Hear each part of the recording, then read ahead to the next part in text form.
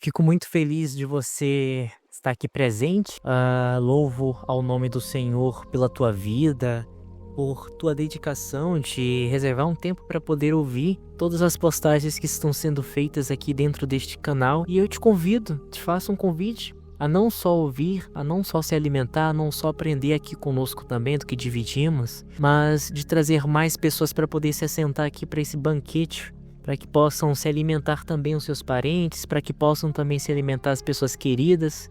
E para você que entrou por convite dos links encaminhados, olha, sinta-se amado e querido. Justamente quem te enviou esse link para você estar aqui te ama bastante, tá bom? E nós também somos bem gratos e recebemos vocês de braços abertos.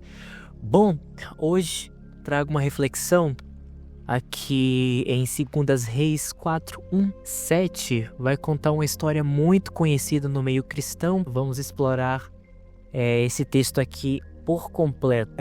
Queridos, essa história, antes de tudo, dessa viúva, vai começar em um tempo de profunda crise ali em Israel. O próprio povo vivia o peso das consequências da idolatria de gerações anteriores, e especialmente dos dias de Acabe e Jezabel.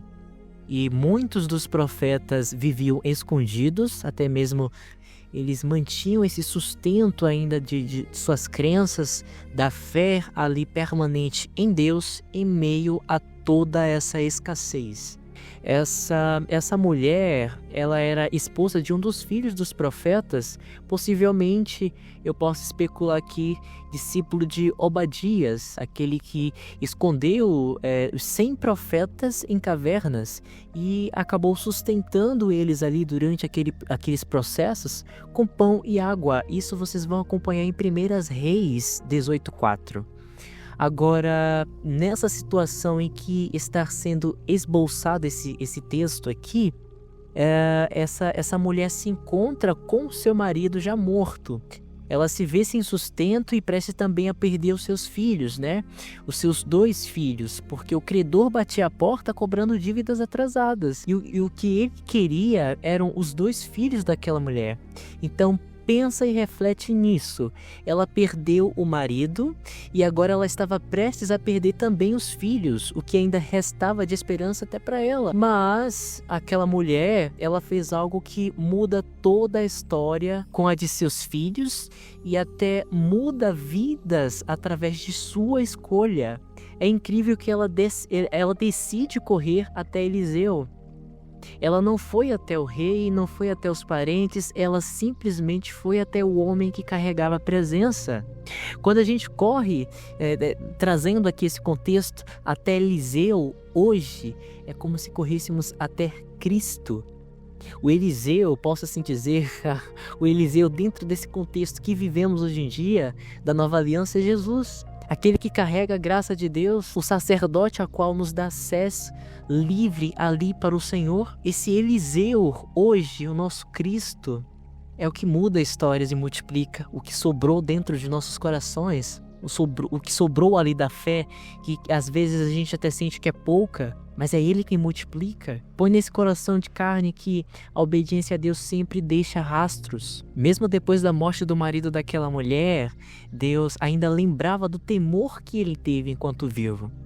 E foi por causa desse temor que o socorro chegou até a casa da viúva. Deus, ele nunca esquece quem o teme. Ele continua cuidando da semente que essa pessoa deixou na terra. Veja que o que o homem fez em vida atraiu o favor de Deus depois da morte dele. Vamos aprender aqui com essa história desse homem que, quando andamos em fidelidade, Deus, ele cuida dos nossos até quando não podemos mais. Enquanto você adora e busca Deus, Ele está ali visitando e protegendo os teus. E a família, ela é a herança dele. E ele mesmo zela por ela. Salomão vai dizer em Eclesiastes 2, 21, 22, vai dizer que o homem trabalha com sabedoria e conhecimento, mas tudo o que conquista acaba ficando para quem não fez nada por isso. Mas vamos adaptar isso aqui e trazer um pouco para o sentido do que estamos refletindo. Trabalhar com sabedoria não é só buscar conquistas, é deixar marcas que permaneçam, deixar um legado espiritual. Deus só precisa de um que permaneça firme para mudar toda uma casa. A gente vai lá, trabalha firme na obra do Senhor, somos ali obedientes, nos entregamos por completo a Deus, e tudo que acontece é que, mesmo que a gente parta, deixamos rastros aqui. As pessoas aprendem, um legado fica, uma história permanece. A fé de um homem acabou sustentando a sua família mesmo após a sua morte. E a fé de uma mulher abriu o caminho para o milagre.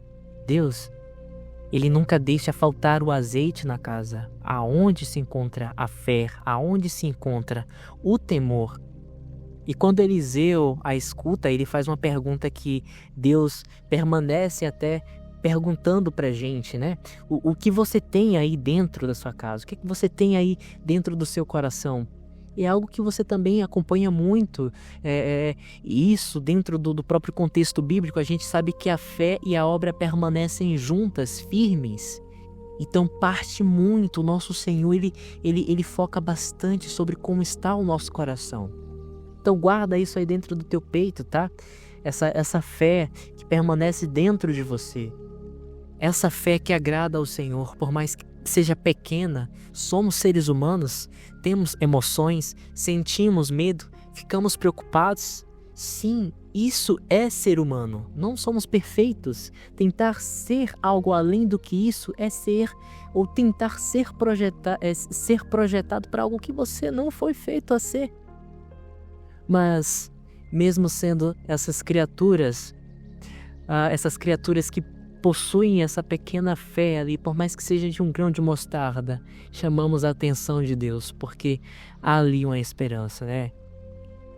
Tua serva não tem nada, senão uma botija de azeite. Nada. Olha aí, ela disse que não tinha nada e ainda assim tinha algo. Deus nunca começa com o que te falta, mas o Senhor, Ele vai começar com o que te resta. Isso é que é o mais importante. Então nem fica culpando o teu coração, porque às vezes você sente que talvez não tenha aquela fé tão imensa ao qual a tua mente tenta fantasiar que é o suficiente. Não. O que te resta ainda dentro desse teu coração? Tem fé? Pois é, Cristo, Ele é multiplicador. Ele pode sim multiplicar.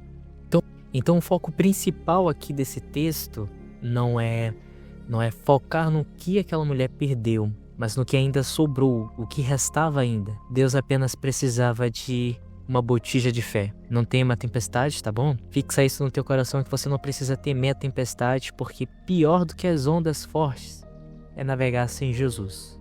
Sem Jesus ali no barco, sem Jesus presente. Então Eliseu dá uma ordem para ela. Vai, pede emprestadas muitas vasilhas, não poucas, entre em sua casa, feche a porta e comece a derramar o azeite. Mas por que se fechar portas? Por que tem que manter ali a porta fechada? E isso a gente já tem conhecimento que há muitos milagres que precisam acontecer ali no secreto, é entre você e Deus. Porque tem azeite que só flui quando não há plateia, quando é só você, a dor e Deus. É ali no próprio silêncio que o céu começa a encher as vasilhas vazias da alma. E ela vai e obedece. Vai de casa em casa, pede vasilhas. E quando volta, fecha a porta, ela pega a pequena botija e começa a derramar. E o que era pouco, que ela considerava pouco, talvez até na mente, olha, não tenho nada. Ou seja, o nada nela de fato era olha, tenho essa pequena quantidade de azeite aqui, mas não tem muito o que fazer. Qual é a solução?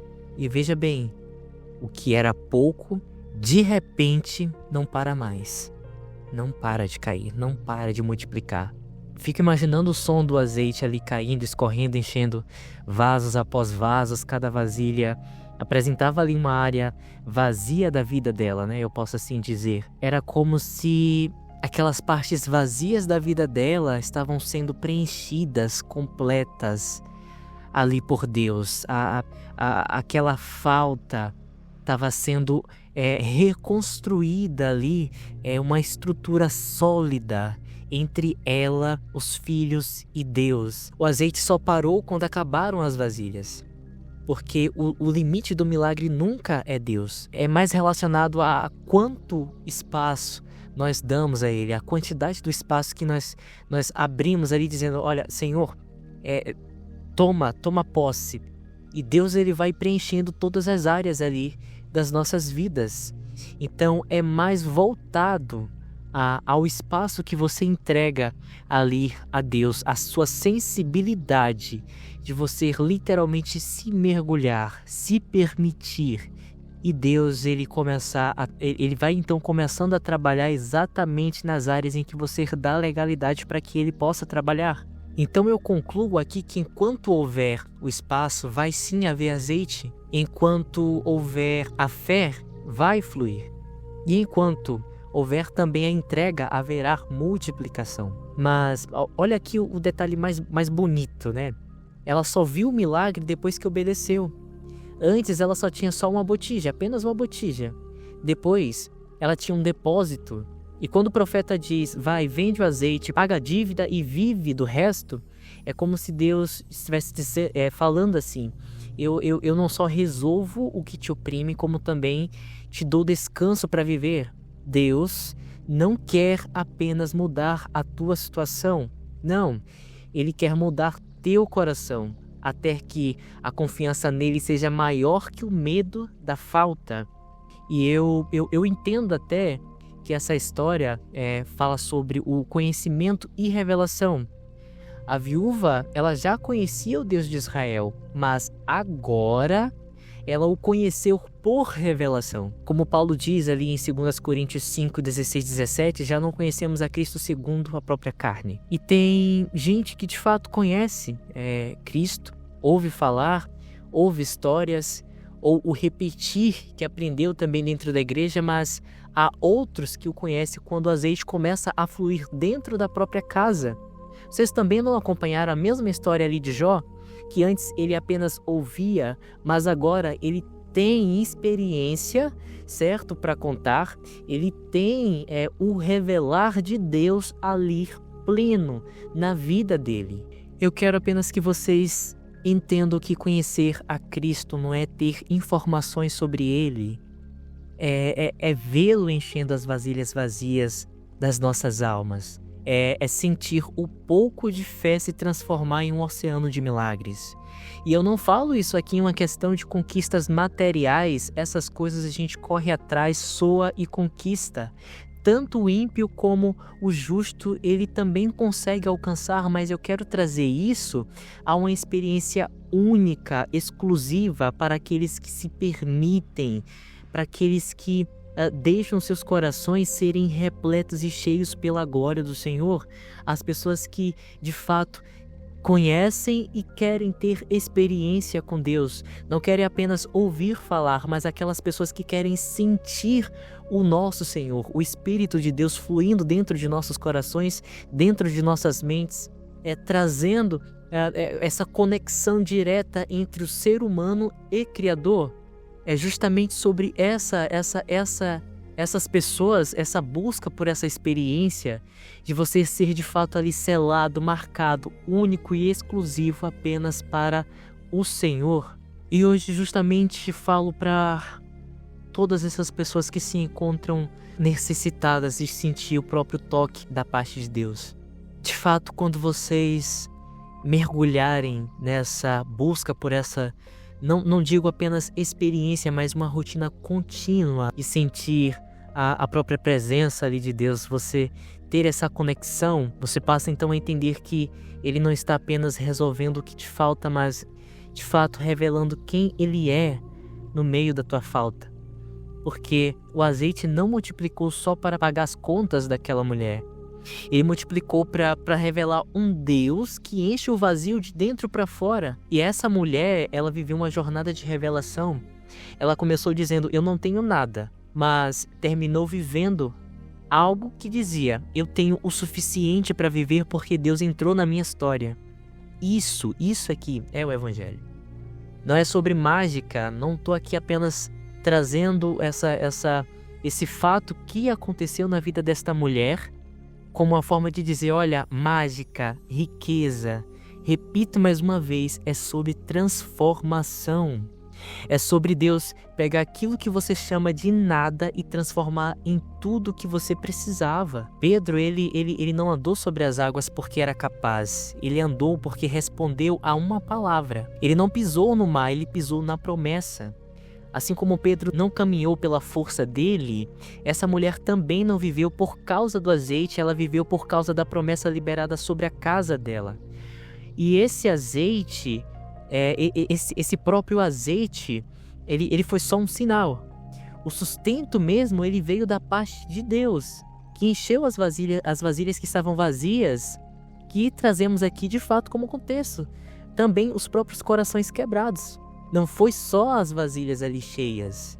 Imagine o fato de você presenciar esse grande milagre. Imagine você na pele dessa mulher, o quanto do teu coração sendo transbordado ali, não só as vasilhas sendo cheias, mas também o seu coração sendo de fato transbordado da glória e da tamanha revelação de Deus vivíssimo ali naquele exato momento. Uma experiência que ela viveu com os seus filhos. O mesmo Deus que fez o azeite jorrar naquela casa pobre é o Deus que sustenta também as nossas vidas hoje. E se você permitir, também sustentará a tua. O mesmo Espírito que encheu aqueles potes improvisados ali, está pronto também para encher a tua alma. Seu ânimo, sua fé, sua esperança. Então talvez hoje o teu azeite seja pouco. Talvez você se sinta esgotado, esgotada, drenado, drenada. Você está vazio, com medo de perder até o que restou. O milagre começa exatamente no lugar onde você decide não entregar sua esperança ao credor, mas entregar o pouco que restou nas mãos de Deus. E quando ele entra, tudo muda, porque o azeite ele nunca parou. Ele só precisa de alguém que dissesse: Senhor, o que eu tenho é pouco, mas o pouco que tenho é teu. Eu apenas desejo que vocês reflitam a respeito disso, que o verdadeiro milagre ali da viúva não foi o azeite, mas foi a revelação de quem Deus é. Ele é o Deus que entra na casa vazia e transforma o pouco que sobrou em um testemunho vivo. Deus sim é um Deus que não ignora o que falta, mas valoriza o que ainda resta. Quando ele pergunta o que você tem em casa, não é porque ele precisa saber, é porque quer te fazer enxergar que o céu sempre começa exatamente onde você parou. E quando o azeite começa a fluir, a dor perde a força, a escassez perde a voz, e o nome de Deus se torna maior do que qualquer desespero. Porque isso é fato, onde há rendição, há sim milagre, e onde há fé, Deus transforma o pouco em propósito.